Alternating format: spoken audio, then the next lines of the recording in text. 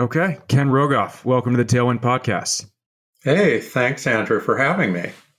As a quick introduction, and I'm certainly going to leave some important things out, you're a longtime professor of economics at Harvard, as well as the former chief economist at the IMF. You're also a chess grandmaster. And with that overly brief introduction, why did you decide to write this book? Well, I think above all, I had some things I wanted to say about people in my profession, policymakers, others tend to look at 20-year trends and think, or even 5-year trends, think you can extrapolate them. And I think it's important to look more broadly at history to understand what comes next. So one example is China. Would China grow forever? Which many people thought. Another example was interest rates always be low. And would the dollar keep getting higher and higher and higher as it had been? So I've done a lot of professional work on this, but I decided to put it in a package where I could get those ideas out there, give a long historical sweep of how the dollar got there. And I think in the process, I learned a lot. I sort of came to the view, maybe more strongly than I had before, that we've been good, but we've also been lucky. Why is it in America's interest for us to have the dominant currency in the world? Well, there's sort of two broad classes of reasons. The obvious one is that if other countries are holding your currency, then you pay a lower interest rate. It's just like if 5 times as many people are willing to lend to you, you can bid down the interest rate. And that's quite a big number. So I want to say 0.5% to 1%, that might not sound like a big number, but when you owe $37 trillion, 1% a year is $370 billion. So I mean, it's really big money. I guess a second reason is that it has everything run through the United States. It's incredibly convenient in a million ways.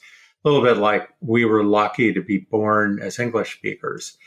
And that's really, used in a lot of business and trade, Chinese too, but English is really the best to have. And so if you sell stuff, if you buy stuff, we barely have to think about exchange rates compared to people in other countries. And I guess I should have given a third reason, is it gives us the power to use the dollar as a weapon. And we put in these things called financial sanctions, where we've done this to Russia, but we actually done it to like 20 countries before that, where we make it difficult for them to trade, to use the financial system. And I don't know how powerful it is, but it has some effect. And I think it's saved us from going into some wars and getting people drafted. So it's pretty powerful. I'd say a lot of countries don't like that.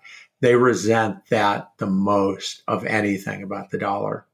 So the term network effects appeared in the book, and that's a term I encounter often in the world of tech and investing. Yeah. And so you say that currencies have network effects, and that's one of the reasons why it's so difficult for other currencies to come and sort of dethrone the dollar. So how do currencies benefit from network effects? Well, a really simple example is you just want to trade, say, South African rand and Polish zlotys. Actually, there are not many buyers or sellers of those things, but it's really convenient to take your African rand, buy dollars, very low cost, and then take the dollars and buy zlotys. So there are a lot of examples. That's the most striking one of network effects.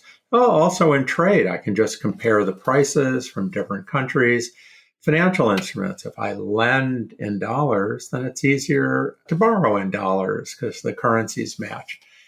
The thing is, network effects aren't the be-all and end-all that some Americans think they are. I mean, the Europeans, they're not using the dollar. They used to be the center of the dollar bloc till about 50 years ago, and they've broken off. That's 20% of, the global finance in some ways broken off. And China could break off. Why do they do that if there's these great network effects? Because they don't like us bossing them around and telling them what to do and collecting all this information. So yes, they're network effects, but for the same reason, you only have just one credit card company or, just one of things. There's maybe natural to have a few to sort of meet these other needs that countries have. Yeah, that's a great segue. So over the last, let's say 500 years, I think that the dominant currency has been supplanted around 4 or 5 times, right? Yeah, that's right. I mean, there was Spain in the 1500s, and they're famous. I don't know how many of your listeners know about the invincible Spanish Armada. They were going to invade England, take over England. It fell short because of a storm, but they borrowed a ton of money to finance the invincible Armada. Hadn't occurred to them they might not win, and that eventually ended Spain's dominance. Then the Netherlands came, and they did really well because they were very innovative. People had been using coins. Yeah, that's what everybody had used. And the Dutch sort of really started using not quite paper currency, but banknotes, where they write something that the Bank of Amsterdam promises to pay 1,000 florins to Andrew. And you could take that and bring that to other places. So that was a big innovation. They ruled. Then they ran into getting, losing wars. And after the Napoleonic Wars, it was the UK. And after World War II, it was the US. But I should say there have been periods where multiple currencies were circulating. So the Spanish peseta, even though Spain was no longer so dominant, they coined really good currency. Even 100 years after it was no longer dominant, people trusted the peseta more than anything else. They had a lot of silver. The dollar and the pound cohabited the dominant currency between the wars. And I sort of think that's likely what's going to happen over the next 20 years, where the dollar will stay on top, but not necessarily as totally dominant as it is now. Mm-hmm. Yeah, I do think it's worth noting that those countries are still around. They're still doing well, maybe not thriving to the level that they were sort of at their peaks. So I guess with that, so how disastrous, if at all, do you think it would be for the United States if the dollar was not as dominant or sort of lost its position as the dominant currency in the world? Well, it sort of depends on why. So at one time, it seemed China was just going to do better, and better and better. And that didn't go as fast and may never go as far as it would. So if China takes over by being an industrial giant, by bringing a lot to the world, that's one thing. It's another thing if the US undermines the independence of its central bank and has a lot of inflation. That's not really good for anybody. Unfortunately, I think near term, that's the bigger issue, that our debt is somewhat out of control. Populists on both the left and the right have kind of forgotten why we have an independent central bank, what it works like when we don't. And so I worry, based on research, based on watching what's going on, that we're headed for a period of unrest like that. So I was going to ask this later, but I since you brought it up, the topic of the importance of central bank independence is a reoccurring theme throughout the book. So I guess I'm just would be interested to hear you explain sort of how you've arrived at that view, that central bank independence is so important.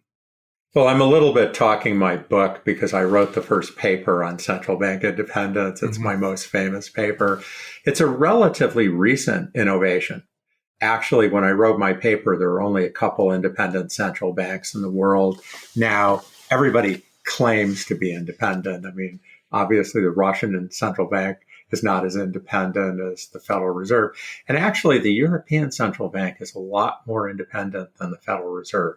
It has constitutional protection, which the Fed doesn't have. So why is it important? Well, basically, politicians are under a lot of pressure to deliver tomorrow. And that often means getting interest rates down right away. And you're hearing the president constantly say, I want the interest rate to be 1%. Too late, Powell should be cutting interest rates. The interest rates are now 4.25 to 5. That's the short-term interest rate. And he wants them to cut it to 1. He could be right, but probably if Powell did that and he talked the Fed into doing it, it would stimulate the economy just too much. And we'd end up getting inflation. And what would happen is even if they kept the short rates down there, the long rates aren't going to stay down there. The inflation's akin to default. It's a partial default on you're getting paid in debased dollars. Creditors have to get paid for that. So if you're creating inflation expectations, you're going to push up long rates. So, he could be right that interest rates could come down without causing inflation. He's surely not right that it could come down that much, but that sort of captures it. My first job out of graduate school, I worked for Bill Miller, who was a Fed chair of The World Is Forgotten. And he wanted to be in the paper every day. He wanted them to write something nice about him. And back then, the press didn't understand central bank independence. He said, he's been saying, we're going to cut the rates. We're going to cut the rates. And he couldn't figure out why all the interest rates were going up and up. And eventually, they got rid of him. In the book, you go through a number of examples of countries where basically once the central bank lost its independence, typically some sort of economic troubles followed. Yeah, I mean, it's not one for one. China's doing okay, and their central bank is by no means independent. It's quite subservient. Japan didn't have an independent central bank till a few decades ago. In fact, most countries didn't. But the thing is, we had this shift to unbacked currency that really only took full root in 1971. Mm-hmm. We went off gold for individuals. Franklin Roosevelt abrogated the gold clause. He wouldn't honor it. And as an individual, it was actually for a while illegal to hold gold. But then it wasn't backed. It used to be your dollar was convertible to gold. But if you're a country, that was true until 1971. At least on paper, we were honoring it. And then Nixon said, no, we're not going to do that anymore. And the 70s was an awful period. I don't know how much your listeners have read about it, where we had the U.S. inflation went up to 14%, but for a long time, it was really high. They couldn't figure out how to bring it down. And it was really central bank independence that brought it down. The central banks, it was pretty obvious what to do. You don't need to take an advanced economics course to understand if you print and print and print money, you're going to get inflation. But you put yourself as a politician where these people want this and other people want that, and you're trying to please everyone. It's very tempting to try to hold interest rates down, end up with these, doing it for too long, stimulating the economy too much and having high inflation. Yeah. So a major part of your book, a major focus of it is talking about the potential threats to the US dollar. And let's start with China's renminbi. So to set the stage there, China's economy grew at very high rates for decades. As you write in the book, I think kind of around 2010, people thought that those high growth rates would continue. But in the 2010s, I think 2014 specifically, you started warning that China's growth rate would fall significantly in the coming decade. What were you seeing or maybe paying attention to that others weren't? Well, they have the housing bubble of all housing bubbles. I mean, where we had our prices go up by a factor of 2, 100% in a lot of cities. In China, we're talking by 500%, even in some cities, 1,000%. And they were showing various signs of that running into stress. Other people said, well, that's nothing to worry about. They're centrally planned. They can't have a financial crisis. But to make a long story short, I worried about it. I looked at it. I wrote about it. And they've ran into massive trouble. They're still digging their way out of it. When I first was writing about this, everybody dismissed it, the people who worked on it.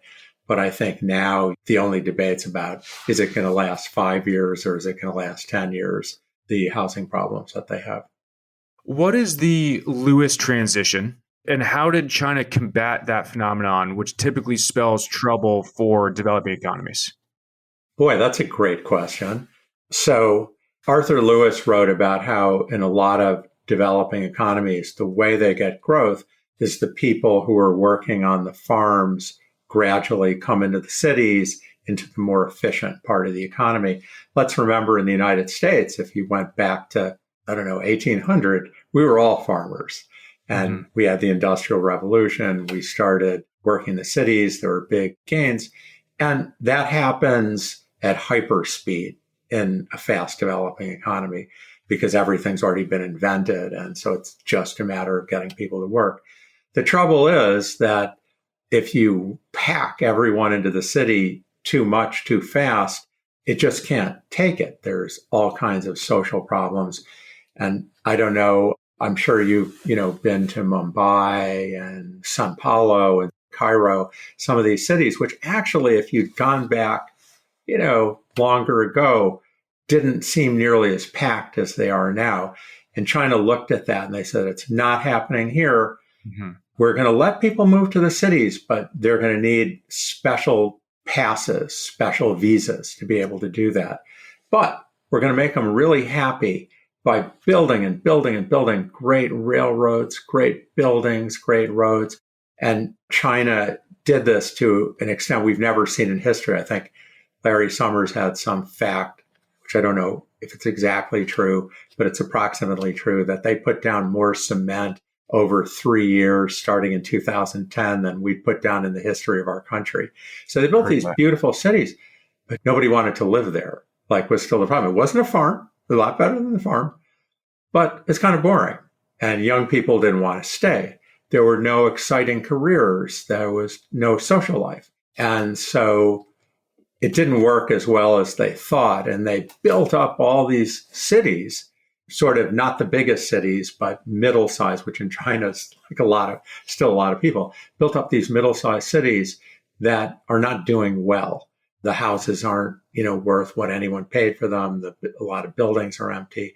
And they tried to cover this up for a long time, but eventually they couldn't. It's so part of the reason that optimists kind of around 2010 thought China would continue to grow at really high rates was because they had combated that phenomenon. They had sort of seemingly pulled off this miracle of navigating people from the sort of more rural areas moving to the cities. But in reality, rents were not being collected to the same effect that people had thought. So in 2020, you wrote a paper saying that the construction sector would encounter diminishing returns. And how have those struggles in construction and real estate related to sort of China's slowing growth rate? Well, I think it's at the center of them because real estate's counting infrastructure. So the building, and we're counting the indirect things, furniture, the electricity that goes into it and everything. It's about a third of the economy. I mean, it's huge. And you can't easily move those people. You see people writing about their green cars, their solar panels. They have a fantastic electric car industry, but that isn't what place. Very few people. They're very automated factories. So there's very, very high youth unemployment. So high, they don't publish the number anymore. It was too embarrassing to the party. They did have a miracle. I mean, what China did's amazing. They've done a lot of amazing things, but I think people overstated it. They were looking, most Americans only went, and most Westerners only went to these handful of big cities.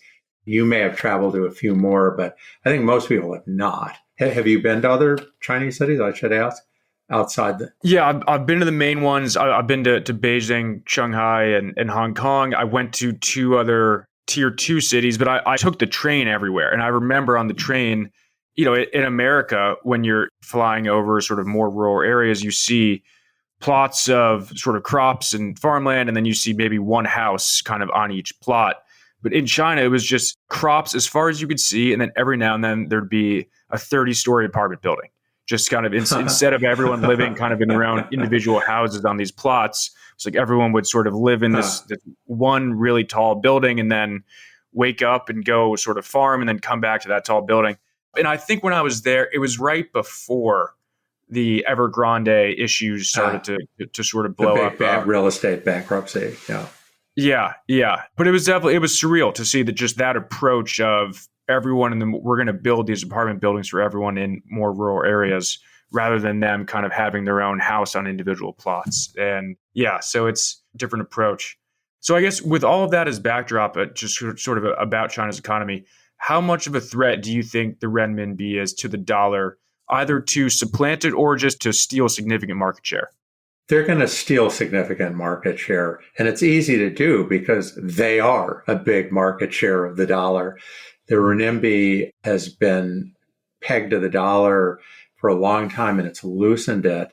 But it really, Asia, by some measures, is half the dollar bloc. Remember, we lost Europe. Europe's not there. I forgot to finish that thought, but when we went off the gold standard, Europe had been the dollar bloc. The dollar bloc was Europe, Canada, and Japan, basically Australia. Most of the world was not in it because they weren't globalized. We lost that. And I think as we struggle with our problems, and also as we impose so many sanctions, we're going to lose part of Asia. So what does that mean? It means, going back to you asked, what's great about the dollar? We'll pay higher interest rates. I mean, the dollar may still be the biggest, but losing a chunk of Asia is big. Asia is super important part of the global economy, part of dollar's business. And also our ability to impose sanctions is going to go down because they're developing their own networks, their own ways of doing financial transactions. The new technologies I'm sure you know lots about, give lots of new ways to do this. And so suddenly our sanctions, which already work but not great, they're not going to work at all. Mm-hmm. You mentioned the euro there, which has stolen market share from the dollar. How much do you consider it a potential threat to not just continue to steal market share, but to supplant the dollar? I mean, as a threat to supplant the dollar, it's non-existent. I mean, for one thing, you can't be the dominant currency without a serious military. Mm-hmm. And Europe, I think, optimistically might be able to defend itself with some help. It's military, it spends money, but actually has very little capacity. So that's non-existent. However, it could take a bigger share. Actually, if you did global reserves, that's what the central banks hold. It's not the only measure, and it's not perfect, but I think it's indicative. Before Europe had its debt crisis in 2010, 2012, when the euro almost broke up, they were over 25% of global reserves, and they fell quite a bit. I mean, it's below 20 now. They could build that up. They could go further because there are countries in Latin America that trade more with Europe than with the United States. There are a lot of countries in Africa that do that, some countries in Asia. And I think you could see the euro move there. So I can imagine where they had fallen to, say, 20%, they'll go to 30%. Kick in China gradually rising to 10 or 20, even 30%. You can see how that eats into our market share. Yeah. I want to go through sort of like a lightning round of other potential threats to the dollar. And to echo your point from earlier, the concern for Americans should basically be that we've enjoyed lower interest rates because our currency is the dominant one in the world. So we get lower rates on home loans and car loans, and our businesses can borrow at lower rates because a lot of the world is buying our treasuries. So as these threats steal market share, potentially supplant the dollar, we're all going to be paying higher rates. And I might add quickly, and we'll really feel it when there's a crisis, when we always go out and borrow way more than anybody else and don't seem to pay a price for it. Maybe not next time. So one you mentioned in the book is a global currency. For instance, the IMF's SDR, or special drawing right, which is something that I think was an idea created in 1969. The euro has trouble as a currency because the countries can't agree on anything. Mm-hmm. Basically, the IMF issuing a currency means China, the US, everybody using it has to agree on stuff. It was never an idea. It's been used as a thin veneer to try to make non-transparent transfers, but it's just never going to happen. Right.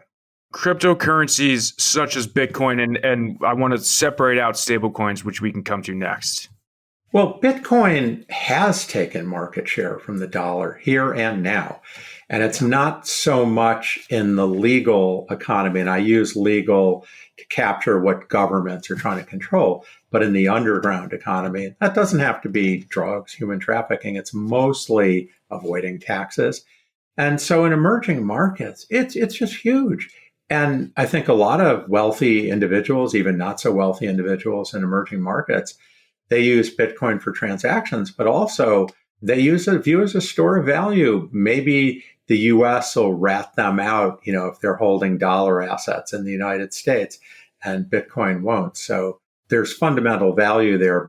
And the dollar had some of that market. The Bitcoin already competes there. How could the government sort of tip the scales to prevent Bitcoin or something like a cryptocurrency from supplanting the dollar? Well, the cryptocurrency is not a natural thing to supplant the dollar. Well, you said stablecoins later. It's so volatile. It's not a store of value. It's not easy to do transactions. My God, I could do a transaction in Bitcoin where I thought I was paying one price, and 10 minutes later, it turns out to be a completely different price. So it's not really a threat as a substitute for the dollar. It's very innovative, but it's not that. So how about stablecoins then? I see stablecoins as the potential killer app for cryptocurrencies. Yeah. And how it evolves is unclear. We just had this Genius Act.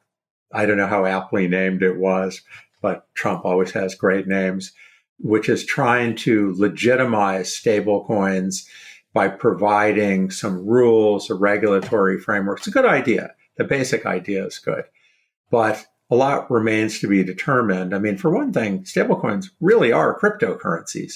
They're tokenized claims on these dollars, and they don't remotely meet anti-money laundering standards.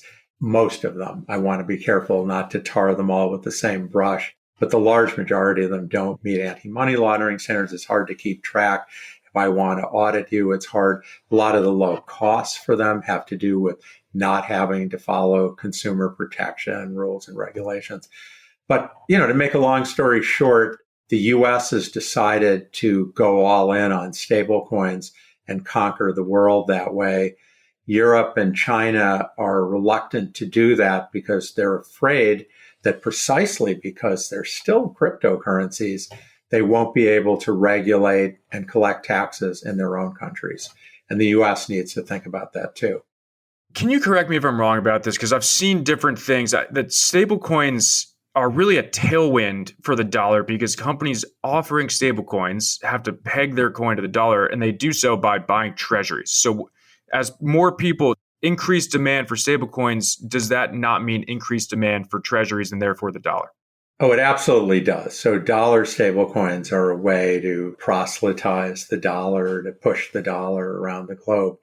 Some of the treasuries that people are going to hold in stablecoins, a good chunk of them are probably coming out of bank deposits. And that is something regulators in most countries have been very leery about because stablecoins are holding treasuries and banks with some of their money are making loans to, hardware stores or car loans and this and that. So banks have two sides to their balance sheet. We're taking away one side, but not replacing the other. I think that's a concern. Now, some of the money is going to come from emerging markets, maybe even come from China. That definitely is adding money. So it definitely does bring that benefit. On the other hand, these other countries may push back in a lot of ways. Last potential threat, central bank digital currencies, which are essentially digital cash that's sort of issued and backed by a country's central bank. How much of a threat to the dollar are those types of currencies? Well, the European Central Bank is all in on the digital central bank currency. And initially, they're going to cap the size you can hold. And I should say a retail one that you and I can hold. Initially, they're going to cap the amount at a few €1,000, but eventually they might not. And that they absolutely intend eventually to be used for trade. It's a way to get around the dollar financial system.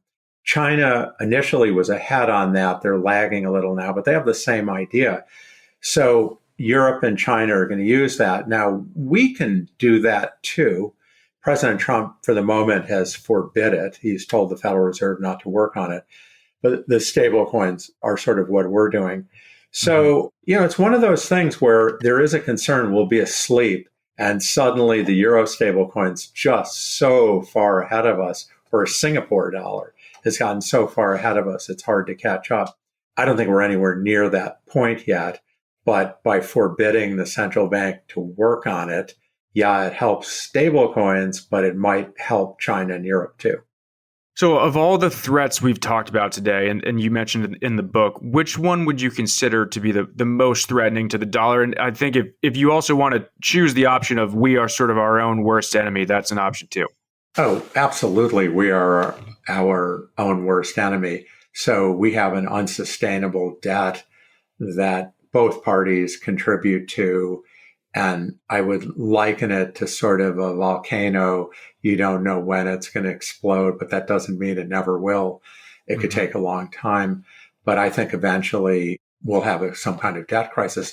Not that we have to, but the reason I think we will is there's no voter support for any kind of reining things in. Now, the crisis could be inflation. The crisis could be what we call financial repression, where the central bank buys up tons and tons of debt, even 3 times what it's done in the past, where we force banks, insurance companies, pension funds to hold debt. It could come in the form of partial default to foreigners. We have no idea. Oh, and of course, we could rein in our spending. But I suspect that interest rates will force our hand at some day to make some decisions. Our political system's paralyzed. So I think we're going to, just as the financial crisis kind of had to happen to get us to regulate the financial sector, I think we're going to need a debt crisis to get us to have a more sensible approach to fiscal policy. The dollar recently has declined about 10% in value. Should we be freaking out about this in the context of the overall debt crisis you just mentioned? Not at all. I mean, the dollar was overvalued. I think it's very hard to predict exchange rates, but when it's way out of line, and the dollar had gotten just very high when you take into account what you can buy in the United States with $100 versus what you can buy in other countries, it gotten way out of line. It was, I think, if Harris had won, it'd be going down. The yen is really low by the same token.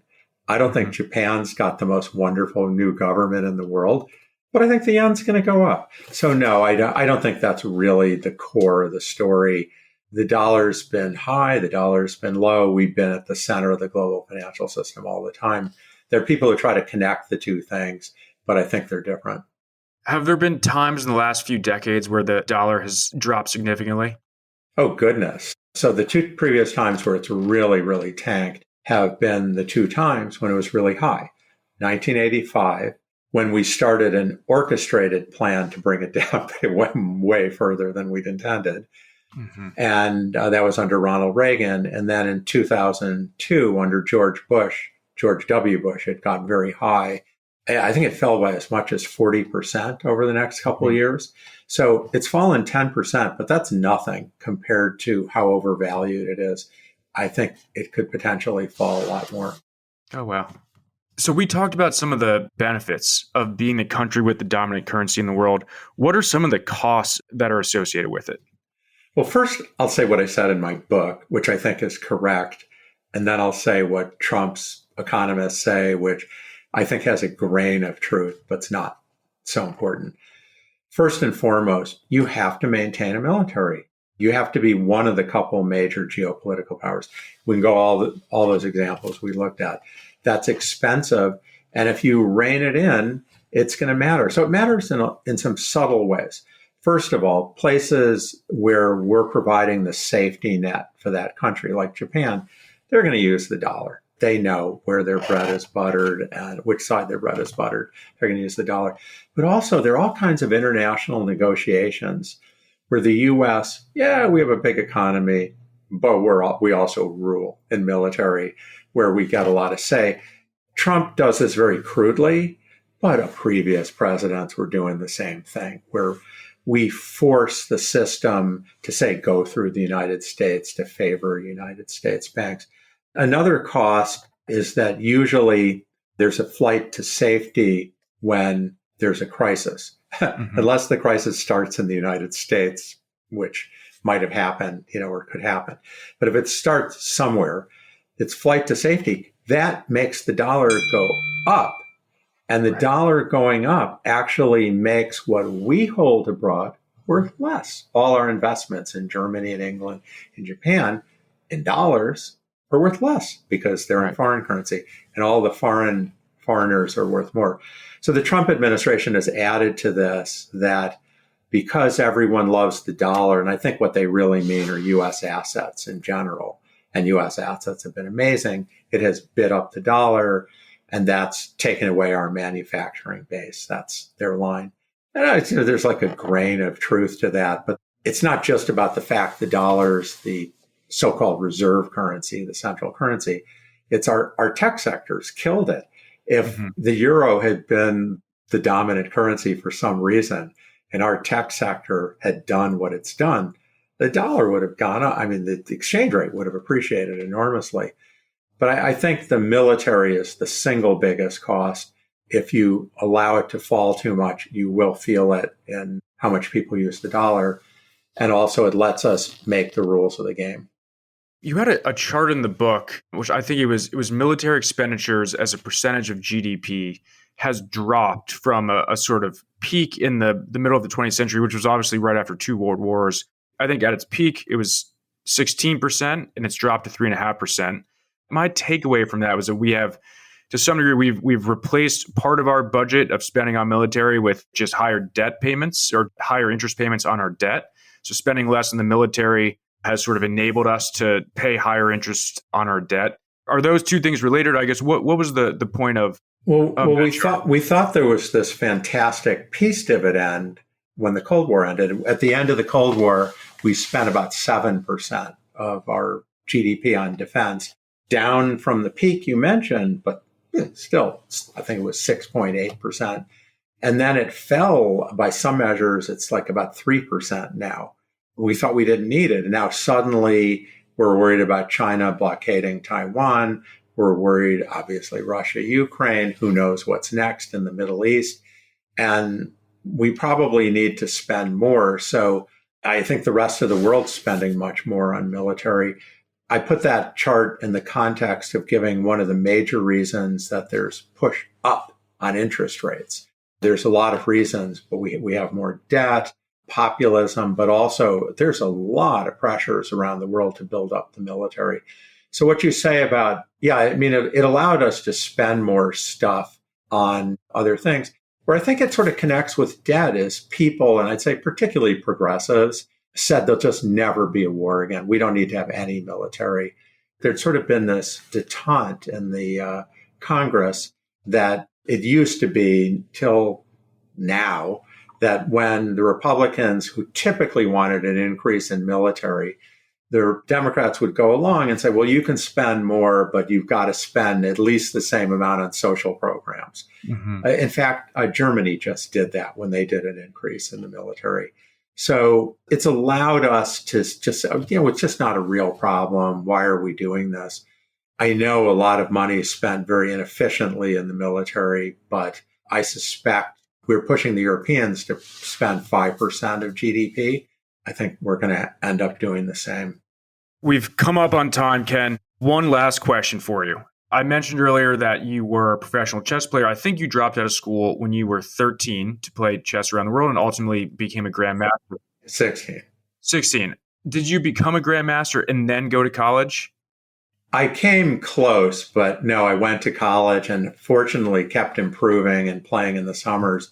And I only made the grandmaster title actually just as I was in a summer, just as I was graduating college. I think I wouldn't have gone to graduate school if I hadn't become a grandmaster. I was determined. I'd come so close. I think I was the highest ranked player in the world who wasn't a grandmaster because I hadn't played enough tournaments. But I took away a lot from chess into economics. And actually in the book, I try to bring chess in a little bit, just a little insights it's given me. You weave in a lot of personal anecdotes throughout the book, and that was going to be my question. How did your experiences as a chess player inform some of your views about global economics? Well, for one thing, I saw a lot of things. First of all, I led a somewhat bohemian life as a chess player. I started making a lot of money at some point, but you see things, So, for example, I had an understanding of how cash was used around the world that I think I would dare say a lot of my professor colleagues have no idea, by comparison, what goes on. I saw Eastern Europe and Russia. They weren't doing very well. And when I went to Yale, my professors were telling us Russia was going to catch up to the United States. That was in Samuelson's textbook. That's what everyone thought. And I was thinking, not where I saw it. Sure didn't look like that. And it certainly comes into some of my writing. My probably most important paper on why you should have an independent central bank actually uses game theory, which is very mathematical. I'm good at math, but not great. But a lot of the results are very intuitive to me. You could arrive at them through a lot of math, but I can get them intuitively. And I use that in doing this paper on central banking, why is it a game theory thing? Because there's a strategic interaction between the public, the president and the government and the central bank. And how does that play out? Ken Rogoff, author of Our Dollar, Your Problem. Thank you very much for coming on the podcast. Thank you for having me, Andrew.